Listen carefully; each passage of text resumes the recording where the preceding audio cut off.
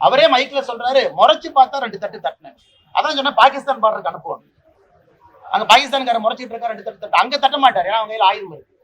நான் திரும்ப நம்ம அரசியல் விட்டே போறோம் சொல்றேன். இதுல மன்னிப்பு என்பது 2வது தான். ஏன்னா அவர் என்னை சம்பந்தப்படுத்தி இருக்கிறார். அவர் அண்ணாமலை இதுல சம்பந்தப்பட்டிருக்காருன்னு சொல்றாரு. பிஜேபி சங் பரிவார் இயக்கம் சம்பந்தப்பட்ட அதை ப்ரூவ் பண்ணுமல்லனே.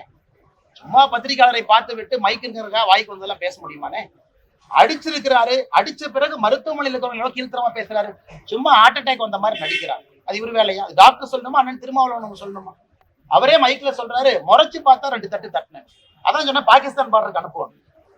அங்க பாகிஸ்தான்கார முறைச்சிட்டு இருக்கா 2 தட்டு தட்டு. அங்க தட்ட மாட்டாரு, ஏன்னா அவங்க கையில் ஆயுதம் இருக்கு. இங்க வந்து உங்களை போன்று என்னை போன்று அப்பாவி யாராச்சும் ரோட்ல போனா 2 தட்டு தட்டுவாங்க.